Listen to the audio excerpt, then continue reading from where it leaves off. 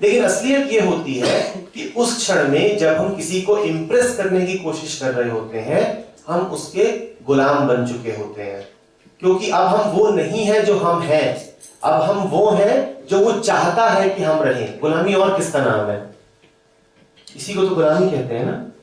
आप में से कितने लोग उत्सुक हैं कि एक गुलामी का जीवन बिताएं? आशीष, तुम उत्सुक हो? तो ये ख्याल कि मैं किसी को इंप्रेस करूं, ये बात कि मेरा जीवन ऐसा रहे कि जिसमें सबके मन में मेरी एक अच्छी छवि रहे, ये ख्याल अपने मन से बिल्कुल बिल्कुल निकाल दो।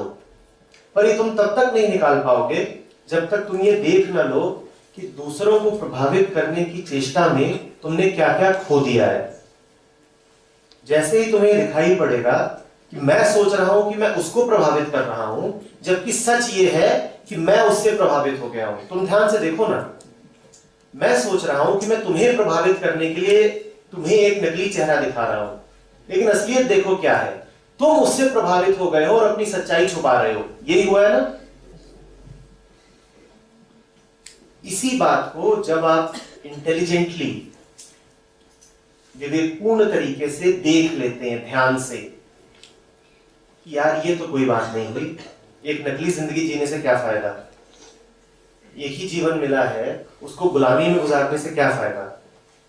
जब ये बात आपको साफ साफ दिखाई दे जाती है कि ये सौदा, इंप्रेस करने का ये सौदा तो बहुत महंगा पड़ रहा है, जब ये आपको दिखाई दे जाएगा तब आपके मन में कोई इच्छा नहीं रहेगी किसी को इंप्रेस करने की।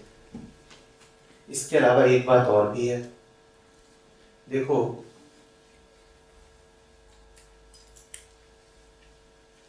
दो ऐसे लोग जो एक दूसरे को लगातार इंप्रेस करना चाह रहे हो, तुम्हें क्या लगता है उनके बीच में कैसा संबंध होगा?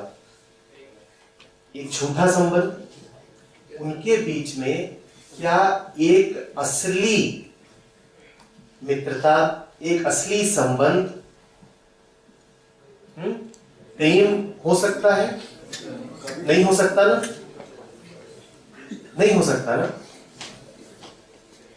तो अगर आपने ऐसे ही संबंध बना रखे हैं जहां पर आपको मुखौटे पहन के रहना पड़ता है,